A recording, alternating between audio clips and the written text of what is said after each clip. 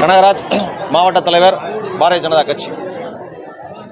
ஒட்டஞ்சத்திரம் ஒன்றியத்துக்கு உட்பட்ட கொத்தயம் ஊராட்சிக்கு உட்பட்ட அரளிக்குத்து குளம் 1964ஆம் ஆண்டு இந்த குளம் உருவாக்கப்பட்டு ஆயிரக்கணக்கான ஏக்கர் இந்த குளத்தின் மூலமாக நீர்ப்பாசன வசதி பெற்றுக் கொண்டு வந்தது.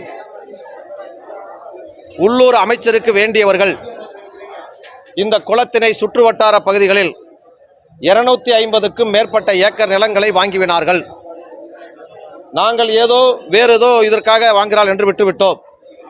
அதன் பின்பாக 75 ஏக்கர் பரப்பளவுள்ள இந்த அரளிக்குத்து குளத்தினை மூடி அந்த குளத்திலே சிட்கோ என்கின்ற தொழில் நிறுவனத்தை கொண்டு வருவதற்கான முயற்சியினை இந்த அரசாங்கம் எடுத்துக்கொண்டிருக்கின்றது.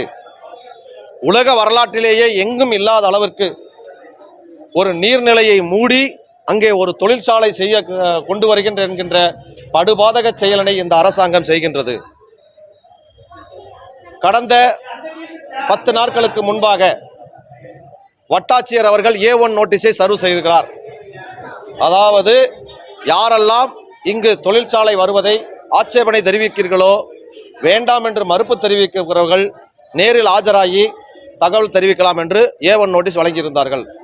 அதன் அடிப்படையில் முதல் கட்டமாக அந்த பகுதியினுடைய மக்கள் அத்தனை பேரும், விவசாய பெருங்குடி மக்கள் அத்தனை பேரும், சுமார் 2000க்கும் மேற்பட்டோர் கொத்தயம் பகுதிக்குட்பட்ட VO அவர்களிடமும் வட்டாட்சியர் அவர்களிடமும் மனு தாக்கல் செய்தோம். ஆனால் இதற்கு போட்டியாக திராவிட முன்னேற்ற கழகத்தை சேர்ந்த அமைச்சருக்கு வேண்டிய ஆட்கள், திராவிட முன்னேற்ற கழகத்தை சேர்ந்த ஒன்றிய செயலாளர்கள், நகர செயலாளர்கள் கூலிக்கு ஆட்களை கூட்டிக் கொண்டு வந்து எங்களுக்கு சிப்காட் வேணும் என்று சொல்லி அவர்களும் மனு கொடுக்கிறார்கள். இரண்டாவதாக 50 வயது 60 வயது மதிக்கத்தக்க நபர்களை எல்லாம் அழைத்து வந்து, நாங்கள் இளைஞர்கள், எங்களுக்கு இங்கே சிட்கோ அமைத்து வேலை கொடுங்கள் என்று அவர்களும் மனு கொடுக்கிறார்கள். இந்த அத்தனை நபர்களும் இந்த கொத்தயம் சுற்றுவட்டார பகுதியோ ஒட்டஞ்சத்திரத்தில் உள்ள இந்த அரளிக்குத்து குளத்தை சுற்றியுள்ளவர்களோ கிடையாது.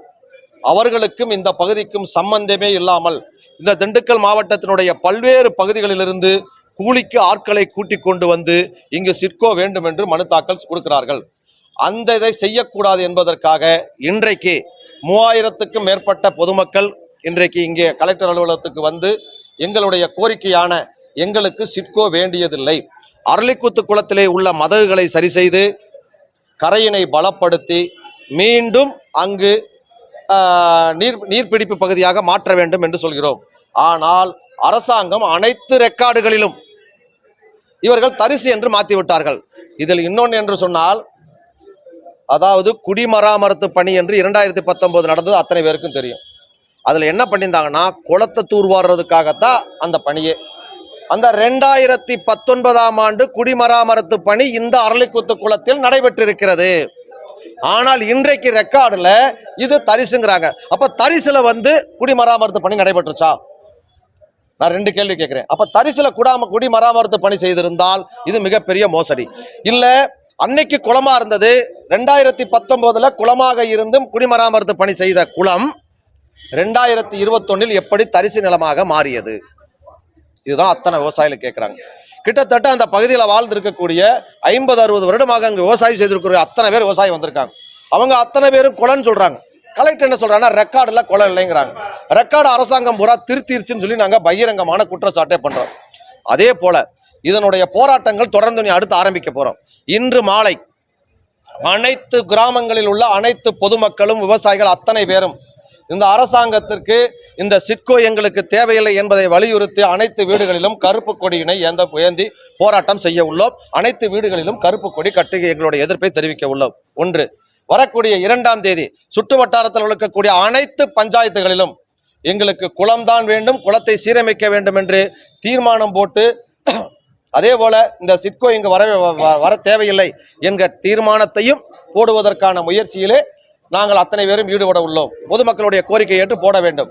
4ஆம் தேதி சுமார் 10,000க்கும் மேற்பட்ட அந்த பகுதியில் உள்ள மக்கள் அத்தனை பேரும் இந்த குளத்திலே இறங்கி குளத்தினை சுத்தம் செய்வதற்காகவும் நாங்கள் அந்த பணியினை மேற்கொள்ள உள்ளோம் என்பதை உங்களுக்கு தெரிவித்துக் கொள்கிறோம். நீங்களும் அத்தனை பேரும் கலந்து கொண்டு அந்த செய்தியினை ஒளிபரப்புமாறு தாழ்மையுடன் கேட்டுக்கொள்கிறோம். நன்றி, வணக்கம்.